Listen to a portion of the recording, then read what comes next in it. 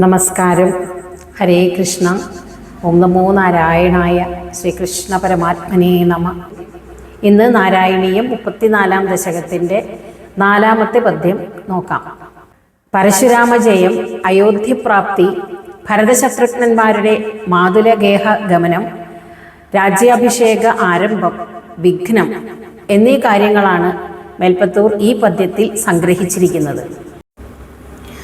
ആരുന്ധാനേ രുഷാന്ധേ ഭൃഗുകുലതിലകേ സംക്രമയ്യ സ്വതേജോ യാദേ യാദഃ അസി അയോധ്യാം യാദോസ്യയോധ്യാം സുഖമിഹ നിവസൻ കാന്തയാ കാന്തമൂർത്തേ ശത്രുഘ്നേന ഏകദാ അധഃ ശത്രുഘ്നേകദാധോ ഗതവതി ഭരതേ മാതുലസ്യാധിവാസം താതാരബ്ധഃ അഭിഷേകഃ തവ താതാരബ്ധോഭിഷേകസ്തവ കില വിഹതഃ കേകയാധീശ പുത്രിയ. രാമാദികൾ മിഥിലാ രാജധാനിയിൽ നിന്ന് അയോധ്യയിലേക്ക് പുറപ്പെട്ടു എന്ന് നമ്മൾ 3-ാമത്തെ പദ്യത്തിൽ കണ്ടു. അങ്ങനെ അവരെല്ലാവരും അയോധ്യയിലേക്ക് പോകുന്ന വഴിക്ക് കോപം കൊണ്ട് മതിമറന്ന പരശുരാമൻ അവരെ വഴിയിൽ തടഞ്ഞു നിർത്തി. തൻ്റെ വൈഷ്ണവ തേജസ്, അല്ലയോ ഭഗവാനെ, അങ്ങയിലേക്ക് പകർന്നു നൽകിയിട്ട് പരശുരാമൻ മടങ്ങിപ്പോയപ്പോൾ അങ്ങ് മാതാപിതാക്കളോടും മറ്റെല്ലാവരോടും കൂടി സുഖമായി സന്തോഷമായി അയോധ്യയിൽ തിരിച്ചെത്തി. സുന്ദരമൂർത്തിയായ അല്ലയോ ഗുരുവായൂരപ്പ, അങ്ങ് അയോധ്യ രാജധാനിയിൽ സീതയോടൊപ്പം കുറച്ചുകാലം സുഖമായി സന്തോഷമായി അങ്ങനെ നിവസിച്ചു. അങ്ങനെയിരിക്കെ ഒരു ദിവസം ഭരതൻ ശത്രുഘ്നനോടൊപ്പം തൻ്റെ അമ്മാവൻ്റെ അടുത്തേക്ക് കുറച്ചു കാലം താമസിക്കുന്നതിനായി പോയപ്പോൾ അച്ഛൻ അവിടുത്തെ രാജാവായി അഭിഷേകം ചെയ്യാൻ തീരുമാനിച്ച് അതിനുള്ള ഒരുക്കങ്ങളെല്ലാം തുടങ്ങിയപ്പോൾ കേകയ രാജപുത്രിയായ കൈകേയി അങ്ങയുടെ രാജ്യാഭിഷേകം മുടക്കുന്നതിന് കാരണക്കാരിയായല്ലോ. ഇത്രയും സംഭവങ്ങളാണ് മേൽപ്പത്തൂർ ഈ ഒരു പദ്യത്തിൽ സംഗ്രഹിച്ചിരിക്കുന്നത്. ശ്രീരാമചന്ദ്രനും സീതയും അനുജന്മാരും ഭാര്യമാരും മാതാപിതാക്കളും എല്ലാവരും മിഥിലാ രാജധാനിയിൽ നിന്ന് അയോധ്യയിലേക്ക് തിരിച്ചു പോകാനായി പുറപ്പെട്ടു. അങ്ങനെ അവർ പോകുന്ന വഴിക്ക് ഭൃഗുകുലത്തിൻ്റെ തിലകമായ പരശുരാമൻ അവരെ വഴിയിൽ തടഞ്ഞു നിർത്തി. അപ്പോൾ ദശരഥ മഹാരാജാവ് തങ്ങളെ പോകാൻ അനുവദിക്കണം എന്ന് പരശുരാമനോട് അപേക്ഷിച്ചു. എങ്കിലും പരശുരാമൻ വർദ്ധിച്ച കോപത്തോടുകൂടി നമ്മളിൽ ആരെങ്കിലും ഒരു രാമൻ മതി എന്ന് പറഞ്ഞുകൊണ്ട് ശ്രീരാമചന്ദ്രനെ വെല്ലുവിളിച്ചു. എൻ്റെ കയ്യിലും ഒരു വൈഷ്ണവ ചാപമുണ്ട്, അത് കുലയ്ക്കാൻ സാധിക്കുമോ എന്ന് ശ്രീരാമനോട് ചോദിച്ചു. ശ്രീരാമൻ വളരെ ഭവ്യതയോടെ ആ വെല്ലുവിളി സ്വീകരിച്ച് ആ വൈഷ്ണവ ചാപമെടുത്ത് കുലച്ചു. എന്നിട്ട് ചോദിച്ചു, ഇതിൻ്റെ ലക്ഷ്യം എവിടേക്കാണ്? അപ്പോൾ പരശുരാമൻ തൻ്റെ നെഞ്ച് ചൂണ്ടിക്കാണിച്ചുകൊണ്ട് ഇതാണ് ലക്ഷ്യം എന്ന് പറഞ്ഞു.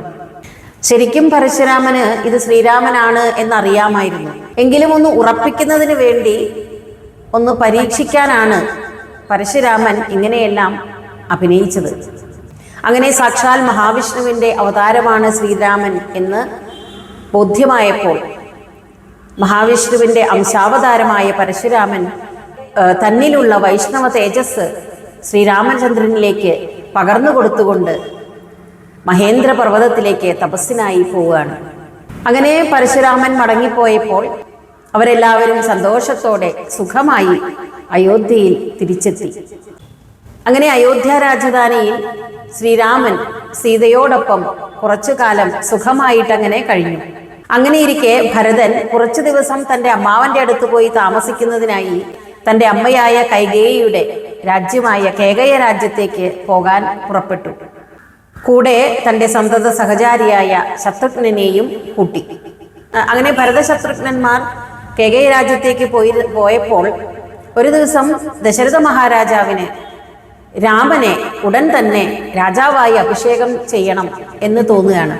അങ്ങനെ തൻ്റെ ആഗ്രഹം പത്നിമാരോട് പറഞ്ഞു. രാമനെ രാജാവാക്കുന്നതിൽ അവർക്കും വളരെയധികം സന്തോഷമായി. ഭരതനും ശത്രുഘ്നനും കൊട്ടാരത്തിൽ ഇല്ല എന്നുള്ളത് അത്രയ്ക്കൊന്നും കാര്യമാക്കാതെ ദശരഥ മഹാരാജാവ് രാമനെ രാജാവാക്കാനുള്ള ആ രാജ്യാഭിഷേകത്തിനുള്ള ഒരുക്കങ്ങളെല്ലാം തുടങ്ങി. ഈ സമയത്ത് രാമായണത്തിൽ പറയുന്ന ഒരു സംഭവമുണ്ട്. ദേവന്മാരുടെ ആശങ്കയാണ്. അതായത് ഭഗവാൻ രാവണ നിഗ്രഹത്തിനാണല്ലോ അവതരിച്ചിരിക്കുന്നത്. തൻ്റെ അവതാരോദ്ദേശം ഭഗവാൻ മറന്നുപോയോ എന്ന് ദേവന്മാർ ആശങ്കപ്പെടുകയാണ്. അങ്ങനെ നാരദ മഹർഷി അയോധ്യ രാജധാനിയിൽ വന്ന് ശ്രീരാമനോട് പറയുകയാണ്, അങ്ങയുടെ ദൗത്യം മറന്നുപോയോ? അപ്പോൾ രാമൻ പറഞ്ഞു, ഒന്നും മറന്നിട്ടില്ല, നാളെ തന്നെ ഞാൻ വനത്തിലേക്ക് പോവുകയാണ്. അപ്പോൾ ഇവിടെ നാം ഒരു കാര്യം മനസ്സിലാക്കേണ്ടതുണ്ട്. രാമനെ വനത്തിലേക്ക് പറഞ്ഞയക്കാൻ കൈകേയിയോ അതിന് കൈകേയിയെ ഉപദേശിച്ച മന്ധരയോ കുറ്റക്കാരല്ല. കാരണം ദേവന്മാർ അവരുടെ ആശങ്ക മൂലം രാമന്റെ രാജ്യാഭിഷേകം നടന്നാൽ പിന്നെ രാവണ നിഗ്രഹം സാധ്യമാവുകയില്ല. അതുകൊണ്ട് ദേവന്മാർ സരസ്വതി ദേവിയോട് പ്രാർത്ഥിക്കുകയാണ്, എങ്ങനെയെങ്കിലും ഇതിനൊരു വഴി ഉണ്ടാക്കി തരണം.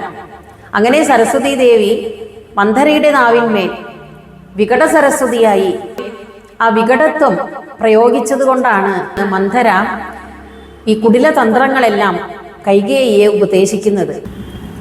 ഭരതന് ഇവിടെ ഇല്ലാതിരുന്ന സമയത്ത് തന്നെ രാമനെ രാജാവാക്കുന്നത് ദശരഥ മഹാരാജാവിൻ്റെ ഒരു കുടില തന്ത്രമാണ് എന്നെല്ലാം കൈകേയിക്ക് ഉപദേശിച്ച് ആ കൈകേയിയുടെ മനസ്സ് മാറ്റുന്നത് സരസ്വതിയുടെ ഈ വികടത പ്രയോഗം കൊണ്ടാണ്.